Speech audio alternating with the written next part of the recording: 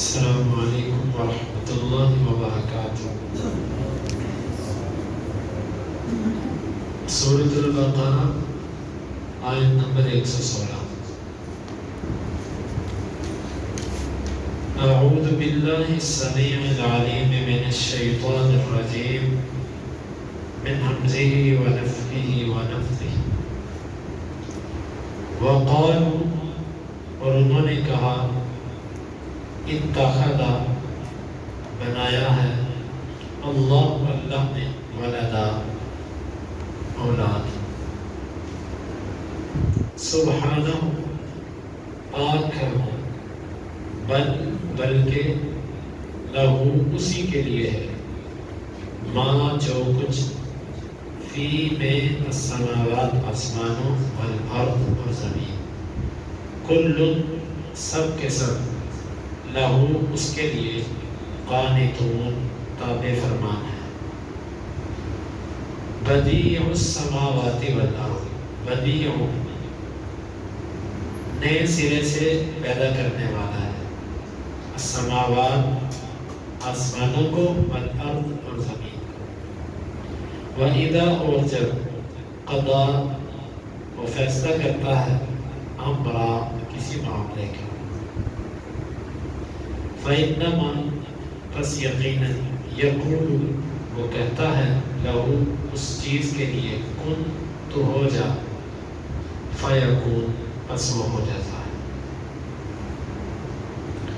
وَقَالُوا اتَّخَذَ اللَّهُ وَلَدًا، اور انہوں نے کہا کہ اللہ نے اولاد بنائی ہے، سبحانہ، وہ پاک ہے، بل لہ ما فی السماوات والارض، بلکہ زمین و آسمان میں جو کچھ ہے سب اسی کی ملکیت ہے، کل لہ قانتون، سب کے سب اس کے لیے تابع فرمان ہے، بدیع السماوات والارض، زمین و آسمان کو بغیر نقشے اور ماڈل کے بنانے والا ہے،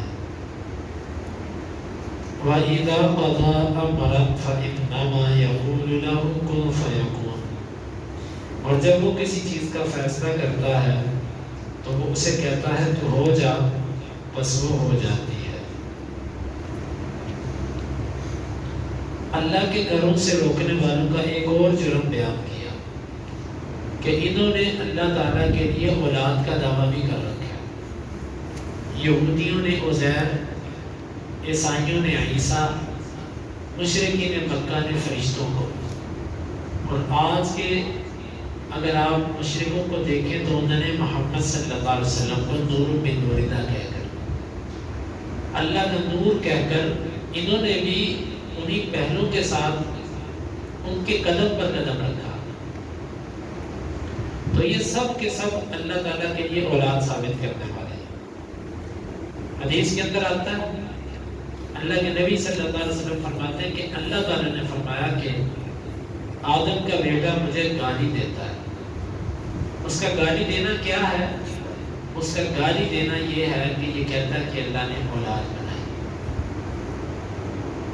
اور ایک حدیث کے اندر آتا ہے، لا احد اصبر، کوئی بھی ایک بندہ ایسا نہیں ہے کہ جو اللہ سے زیادہ صبر کرنے والا ہو، کہ اللہ کے بندے اس کو گالیاں دیتے ہیں، اس کو برا کہتے ہیں، اس کے باوجود وہ ان کو رزق بھی دیتا ہے اور ان کو عافیت بھی دیا۔ یقیناً یہ رب کا صبر ہے، وگرنہ ہماری تنخواہ کھانے والا ملازم دن کے اندر ایک کام ہماری مرضی کے خلاف کرے تو ہم اس کو چھوڑتے نہیں۔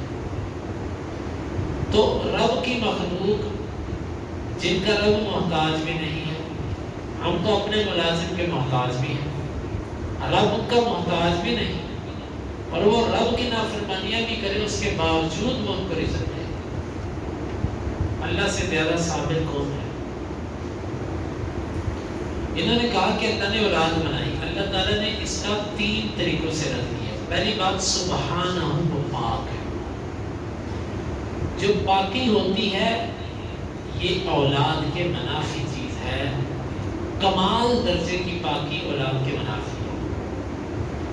اس کی وجہ یہ ہے کہ اولاد جو انسان لیتا ہے یہ 2 وجوہات سے لیتا ہے۔ ایک وجہ انسان شہوت کے ہاتھوں مجبور ہوتا ہے، اللہ تعالیٰ اس مجبوری سے پاک ہے۔ تو گویا کہ یہ شہوت ایک انسانی کمزوری ہے، اللہ کے پاس یہ کمزوری نہیں۔ دوسرا کہ انسان کو ڈر یہ ہوتا ہے کہ میں جب مر جاؤں گا تو میرا جانشین کون بنے، میرا نائب کون ہوگا، اس کو اپنے وارث کا ڈر ہوتا ہے، اس لیے یہ چاہتا ہے کہ میری اولاد ہو۔ تو اللہ کو تو زوال نہیں ہے، اللہ کو تو بقا ہے۔ تو یہ دونوں کمزوریاں جو ہیں اللہ رب العالمین ان سے پاک ہے، عاجزی، شہوت کے ہاتھوں عاجزی، کمزوری، اور دوسرا اپنے مر جانے کا ڈر، ختم ہونے کا ڈر، اس کی وجہ سے انسان اولاد لیتا ہے تاکہ کل کو میرا وارث تو بنے، میں بوڑھا ہو جاؤں کل کو مجھے کوئی سنبھالے تو صحیح۔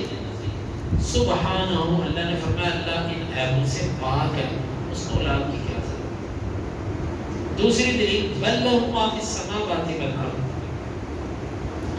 زمین اور آسمان میں جو کچھ ہے سب اسی کی ملکیت ہے، سب اس کے غلام ہیں، لام تملیک کا، وہ مالک ہے ان کا۔ تو جو اولاد ہوتی ہے انسان اس کا مالک تو نہیں ہوتا، اولاد تو آزاد ہوتی ہے، بلکہ اگر کوئی باپ اپنے بیٹے کو خرید بھی لے تو وہ آزاد ہو جاتا ہے، یا بیٹا باپ کو خرید لے تو شرعی قاعدہ ہے کہ وہ اسی وقت آزاد ہو جائے۔ تو دنیا میں جو کچھ ہے یہ سب کا سب اللہ کا غلام ہے۔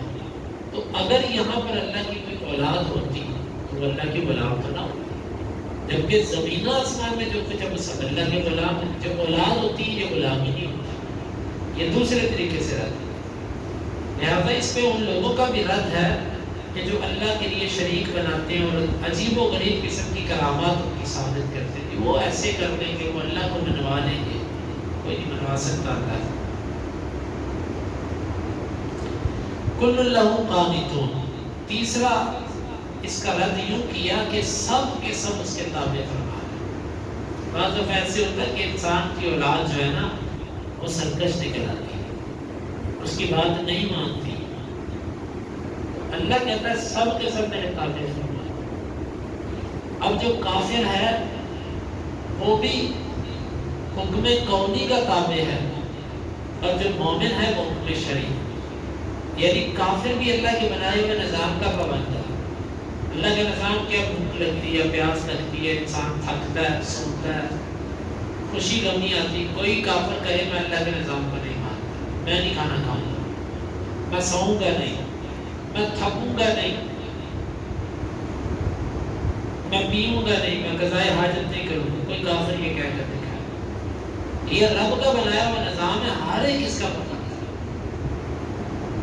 اللہ نے جس کو جتنی طاقت دی وہ اتنی، ایک ٹانگ جو بندہ اٹھا سکتا دوسری نہیں اٹھا سکتا، اٹھا کے کھڑا ہو دوسری ٹانگ، یہ رب کے بنائے ہوئے نظام ہے۔ تو اللہ تعالیٰ نے انسانی جسم کو سانس کا کوئی کہے کہ میں سانس نہیں لوں، کوئی ایسا کہے تو صحیح، رب کا بنایا ہوا نظام ہے۔ کل اللہ قانتون، سب کے سب اس کے تابع۔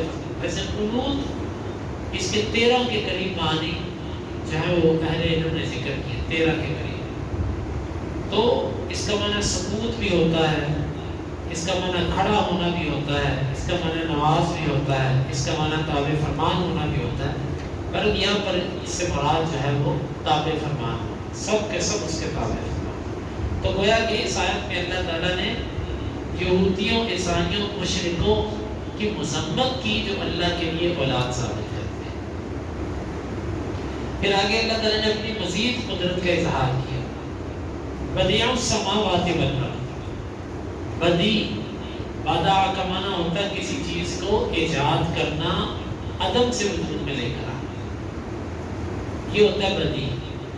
اسی لیے بدعت، ایک نیا کام جو ہوتا ہے اس کو بھی بدعت اس لیے کہا جاتا ہے کیونکہ وہ سب سے پہلے وجود میں آتا ہے، اس سے پہلے وہ نہیں ہوتا۔ بدعت شریعت کے اندر یہ 2 جگہوں پر بولا جاتا ہے، ایک ہوتا ہے بدعت شرعی، یعنی شریعت نے اس کو بدعت کہا اور وہ قابل مذمت چیز ہے، اور ایک ہوتا ہے بدعت لغوی جس میں لغت کے اعتبار سے اس کو نئی چیز کہا جا رہا ہوتا ہے۔